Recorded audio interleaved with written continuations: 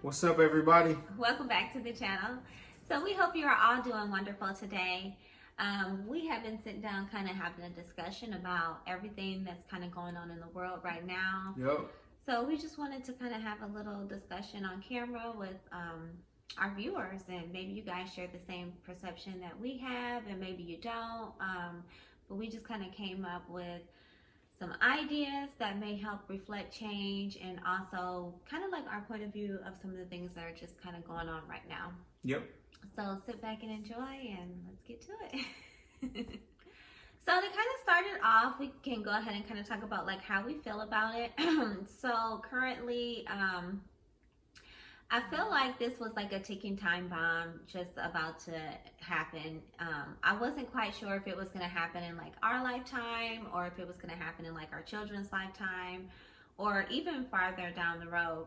But, you know, we're here and it's happening now.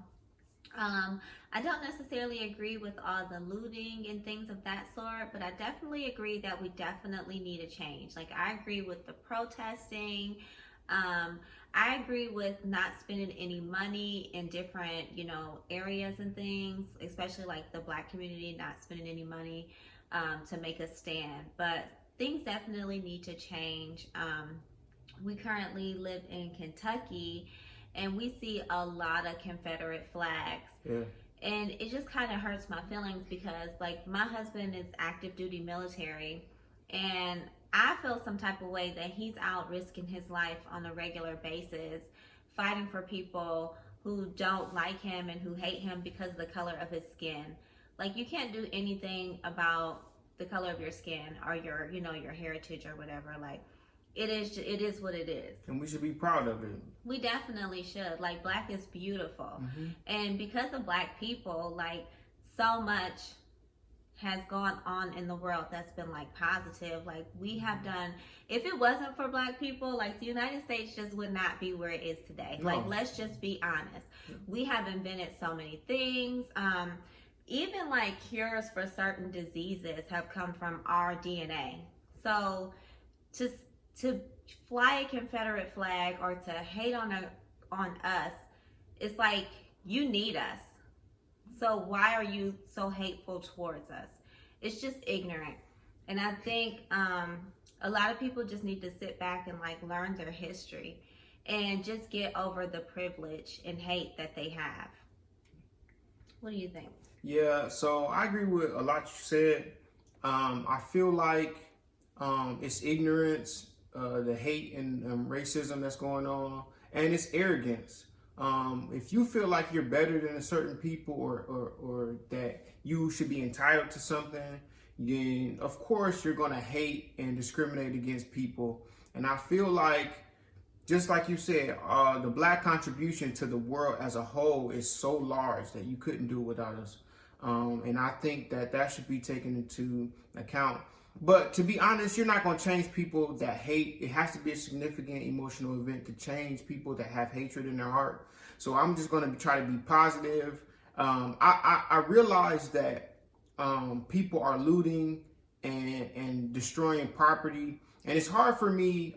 I don't think you should be destroying property, but I can say to anybody that feels oppressed and feel like they don't have a voice and feel like they can't communicate how they feel or have a right to say anything, that, oh, don't destroy anything, don't have rage. They're enraged. You know, it started, of course, hundreds of years ago with systematic racism, slavery, Jim Crow laws, redlining, all those things, right? And then you fast forward, now there's this virus that's killing off people, and it's global, and people were already out of their jobs, and people were already frustrated economically. And a lot of those people who was affected most was the Black community, as far as the virus, and people of color, because we were already high risk. We're in communities where healthcare and scarce. Yeah, economics are just poor. So of course it's going to affect us more. So with that being said, I definitely think a change has to come now. I agree with the protest. I agree that this is the only way to change anything and to stand up and say something. And I think financial protests, like you said, are the excellent way to do it because people care about their money. They might not care about how you feel, but they care about their economics. You know, they care about how much money they have and making money and taking care of their own families. So if you can constrict that, if you can kind of hold out on spending money like we hopefully are going to do on the 7th of July, then it'll cause change. Because nothing thus far has caused change. Speaking out, making peaceful protests have not worked. Yeah, so definitely. That's just kind of how I feel about it. I support people that are peacefully protesting and standing up. That is what America was founded on. It's being able to speak up for your right, have a voice, being able to peacefully protest and speak. In no way everybody should disagree with everything that's going on. Definitely. This is a democracy. You should be able to speak, have freedoms, and have a right to say something. Just like all those protesters when didn't open the United States and they went and took AK-47s and all type of assault rifles to their courthouses and demanded a change. And when they did it, stuff started to change. They didn't get abused by the police didn't get either. Caught thugs, no, like, or animals. The media didn't yeah. portray them as animals or thugs or anything like that. Definitely. So we know what the narrative is in the media. And that's the thing. The media is controlled by the 1%. So of course it's not going to be in our favor. But we have to have our voices and use our media to say, hey, this is not how we are going to be viewed. We are strong people. We are united as humans across the United States and the world. And we're going to do something to change what is wrong. Exactly. And it has to start with legislation. Gotcha. I mean, it needs to start with just mankind just loving one another. Yep. But we know like that's just not going to happen. As sad as it is, it's just not going to happen. But the police brutality is just, it's horrible, and it really is getting out of control. It is. And Yeah. the fact that we can see so many just disturbing and violent images on TV and how the police have taken so much control over our communities, then politicians don't even have control over them. They don't have a check and balance. That's ridiculous. Of course, you need police to protect and serve, but they haven't done that in years as a whole. Yeah, like there are, we're not trying to say like all police officers are bad, because they're definitely not. Like there are some really good police officers. Nope. We have police officers in our family, for sure. Like we definitely stand with the police, but there has to be a line. Like, you know, killing, pushing people, like hurting and harming people. It's just, you don't need to do that. It's beyond ridiculous what's going on right now. It's a lack of humanity and a lack for your common man, your person to your left and to your right. Definitely. Here's the thing: if you cannot work in your job as a policeman and not have bias and not have control, then you shouldn't be a policeman. Definitely. Period. If you have preconceived notions and a whole bunch of biases against people, you shouldn't be a policeman. And here's one thing I think should happen. That involved in the police academies and the training, they should go into communities and do some type of community service with the people so they can become, build a rapport with those people. And they'll know once they begin policing these neighborhoods, who's in it, what are their opinions, how do they feel, what are they going through, you know, what are some of the challenges and constraints of each community. If they did that, I think that would do a world of help. Definitely. Because it will make you be more humility. Yeah, have more humility and be sympathetic and empathetic to people in the community that you work. Definitely. Right? So, but I think some of the laws and stuff definitely need to change too. Like, you know, the mandatory minimums are just like ridiculous. That crime bill has more than 40% of African Americans making up the incarcerated population. And that's ridiculous. Yeah, and you see a lot of people like will go like in front of a judge, and like one race will get a certain amount of time for the exact same crime, and another race of a person will get like an outrageous, you know, amount of time in jail. And it's just ridiculous. Like they shouldn't be able to do that. It should be equality and justice for everybody, not just for certain races of people, not just for certain ethnicities and things. It's just ridiculous. And it's two-tiered. We can talk about the policemen all day. they should not be judging people on the street. They are just there to enforce the law, and if you don't, they take you into custody or charge you with the crime and let the judges do it. Now, with this being two-tiered, our judges can't have racial bias and be racist too, because of course they'll impose that. Our Supreme Court and our justice system, they have almost unlimited power. They can punish anybody and have no check and balance, none. Whatever they say goes, and that can't be what it is if we have racists and bigots that are actual judges. Because then what'll happen? It doesn't matter if we're given equality in the streets. By the time we get in the courthouse, whether we have done something or not, we'll be automatically discriminated against. So it's two-tier. Not to get into too many solutions and try to go off on tangents, but that is important, and we have to focus on that as a community to get that right. Definitely. Yeah, so we have a list of things that we can do, and we're just going to kind of talk about them and explain the importance of them and show what we can do as individuals to help our own communities. All right? That's good. So I would say the number one thing is accountability. Absolutely. You have to have accountability. I think that's like the biggest thing is I have to hold you accountable. You have to hold me accountable. Yep. And this is so sad to say, but a lot of our families are broken. Like we don't have like mothers in the home, or we don't have fathers in the home. There's like a huge like single parent households are just like running rapid right now. Yeah. So a lot of times children are like taking care of, the oldest child is taking care of the youngest child, and a child cannot raise a child. Nope. Like no way, shape, or form. So a lot of times they turn to like gangs and things of that sort. Or like sometimes neither parent can take care of the child, so they think like it's like aunts and uncles who's kind of like left to take care of the children. And it's just not a lot of structure. Yeah, absolutely. I mean, family, we have to do that in ourselves, is pay attention who we have children with. Make sure that when we do create children, that they're in a positive environment and they can grow and learn and be creative. Don't have a relationship with somebody or start a family with somebody that you don't believe can be a good parent.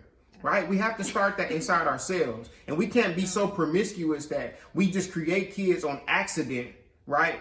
Out of ignorance, and then all of a sudden they're birthed into a bad environment. Okay? So we have to do that. The next thing we have to do is encourage financial education. Yeah. You know, we send our kids to school and they learn ABCs and they learn history and social studies and all these other things, which is great. But in the schools, they are not teaching about taxes, about how to manage money, how to balance your accounts, the checkbooks, investing, having passive income, and all these other things that are so important to being financially stable, right?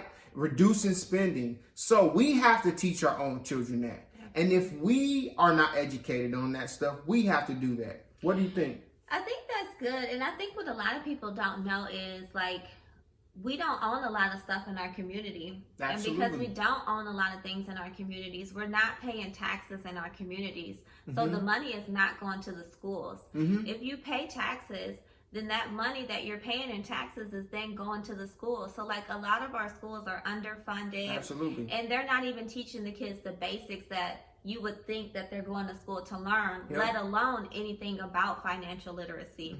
I think that's just so important. And I think it's important for us as a community to start like buying homes in our areas and taking care of things of that sort. And I think it'll give us a sense of like self-worth if we have something that we can take care of, like, Absolutely. that we can call ours. I think that's a huge thing with what people are going through now. Like they don't have anything that they can call their own. They're like, hey, I don't care about tearing up them people's business because it ain't, it's not our business. Like who cares? They got insurance, they can figure it out.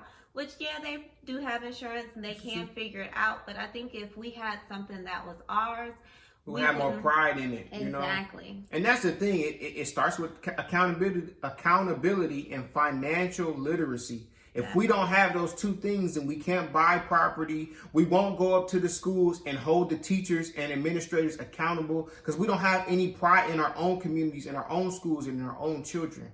So that has to start with us. Of course, there's systems in place that make that hard, but we as people have to invest and know that that's the most important thing we can do is inspire our youth, encourage them, invest in our communities, and be able to have financial literacy.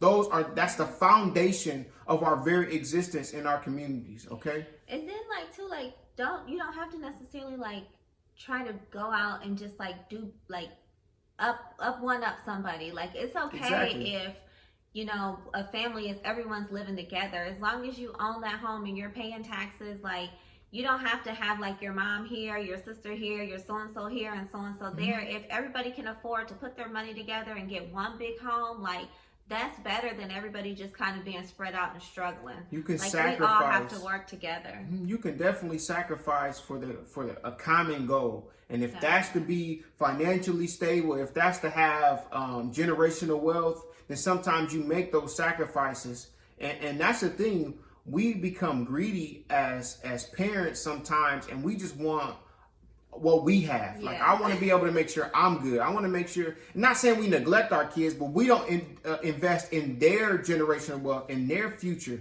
right? And if we did, we would think about some of the decisions we make, how we spend money, how we spend our time. So those are personal accountability things that we have to make sure that we pay attention to and be accountable to. And you have to have accountability partners and people around that are going to build you up and to hold you accountable when it's necessary.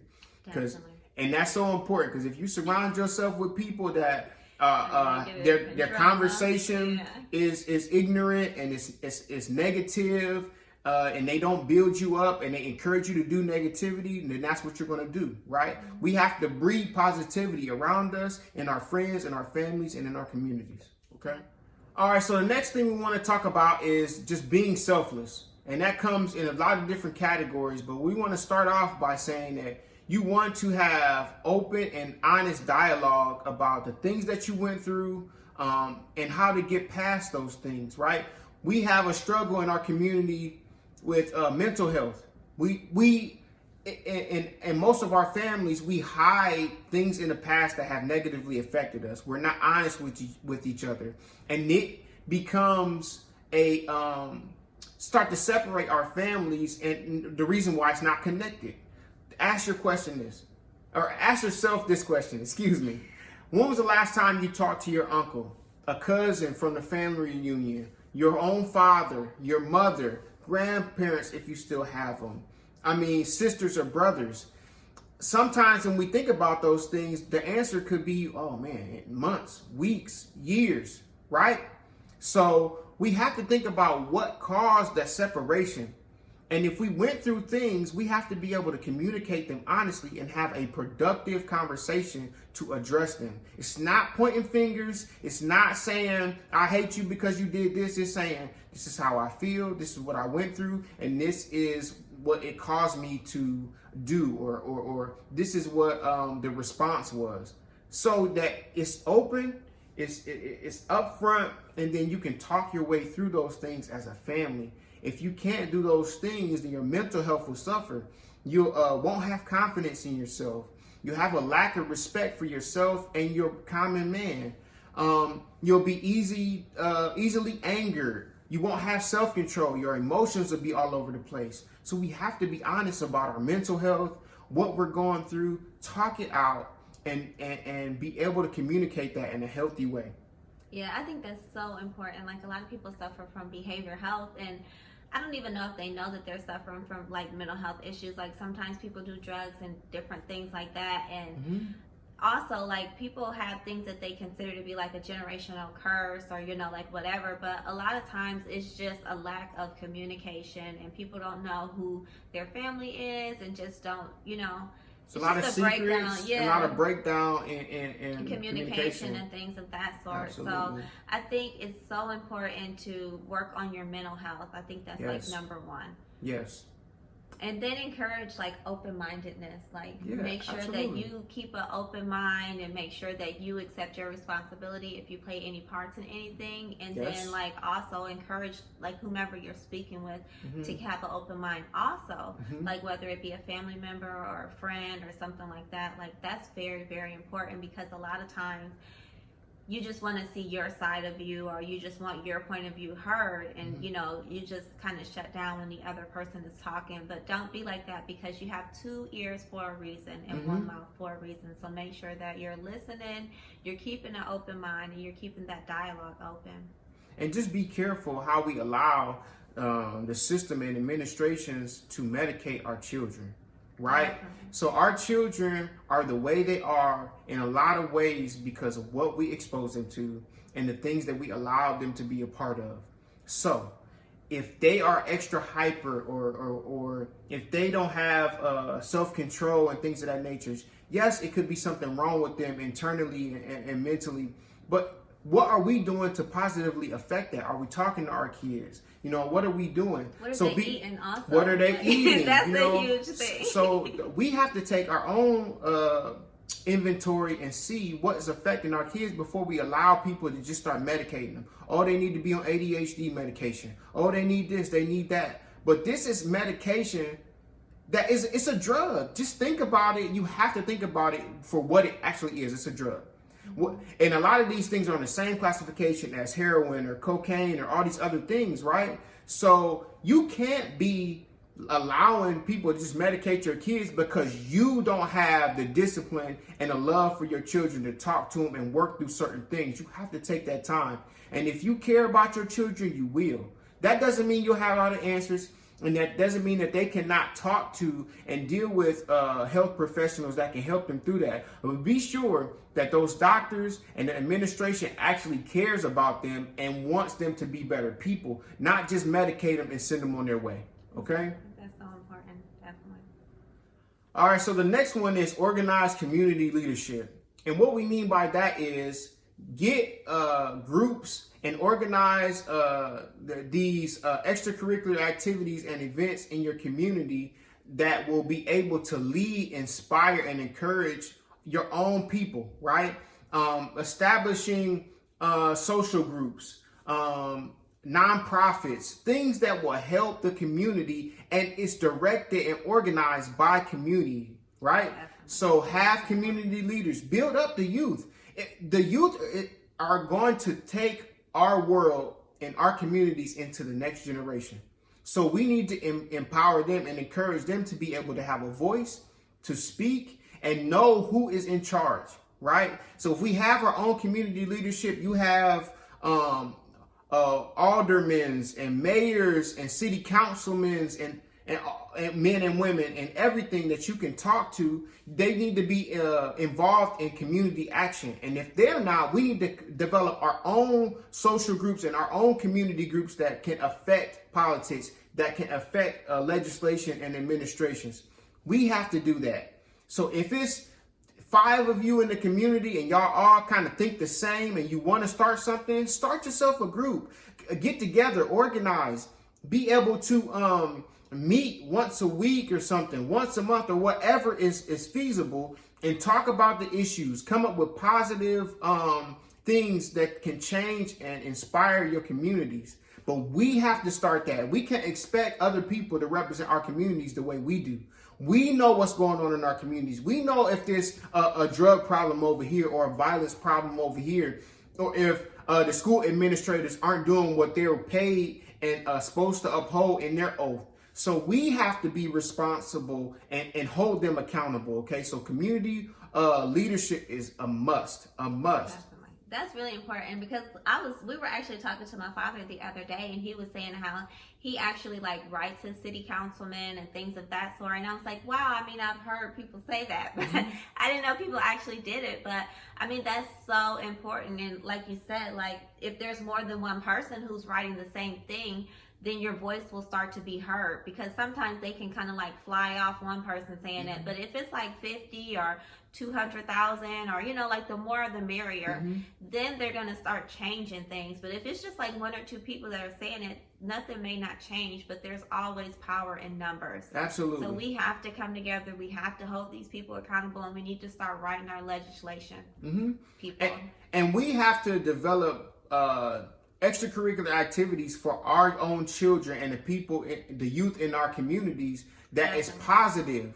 even if it's something that you do once a week and you get the youth of the community together in some way, in some facility, outdoors or something, and allow them to have a voice. Let them go out and play a game of basketball or football or kickball, like if you or got a trampoline, anything. let the kids come over and jump Well, on be careful your with the trampoline. Be careful with like safety. where we used to live at, we would do like once a month, we would all kind of get together and everybody would bring certain things. Like we would do like a movie night or something. Somebody would bring a TV projector, and then someone else would bring like a grill, and then someone else would bring like a popcorn machine, and the whole neighborhood would just kind of come together, and we would just have a good time. It would be things for the kids to do. The adults would be laughing and joking. We would talk about things that are going on, like in our cul-de-sac, like maybe so-and-so's not keeping their grass cut, or move this car off the line, or like whatever the issues are. And we all sat down and were able to talk about it, laugh, joke, and just have a good time, build a good rapport, and keep our area just nice in the way that we all liked it. And it was just very pleasant.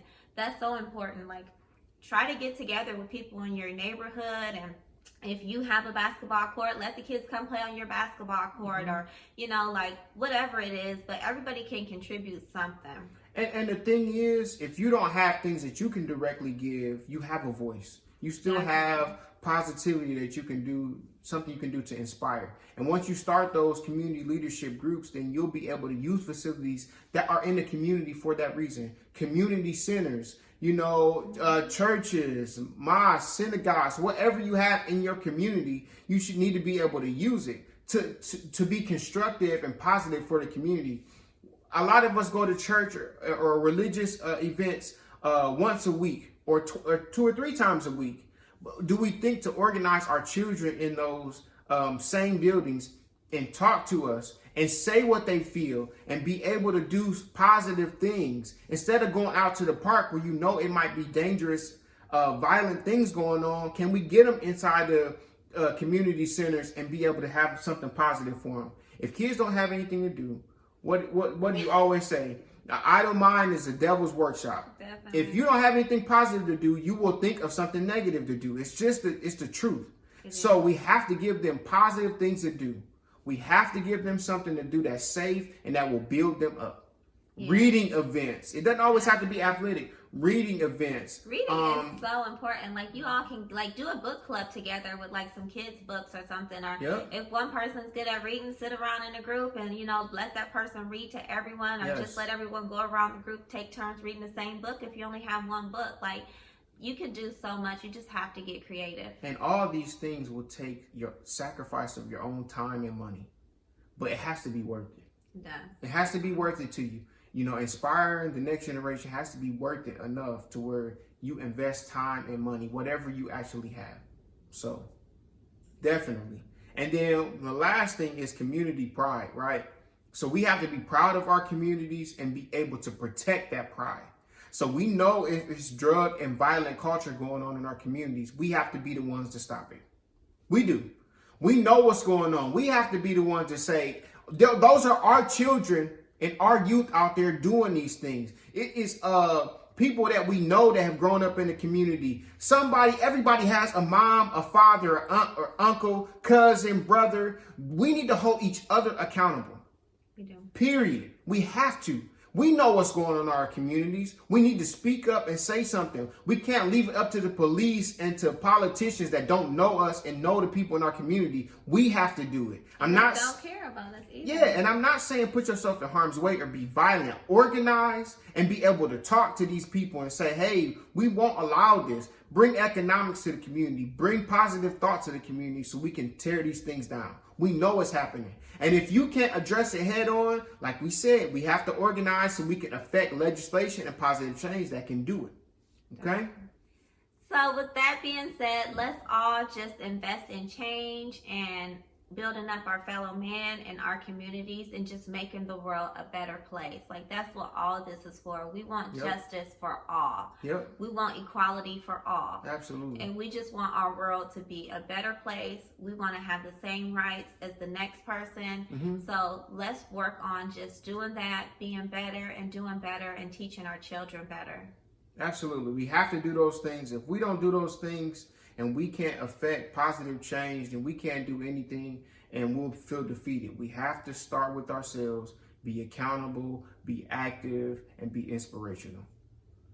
Thank you guys so much for tuning in. Definitely like and subscribe. Comment down below if you have anything you want to add. If you have anything that's positive, definitely let us know. And let us know what type of videos you guys like so we can kind of make our content according to the things that you guys are wanting to hear and Absolutely. see and listen to. But we just want to say thank you for listening to us. We hope you enjoyed our video. Deuces, guys. Deuces.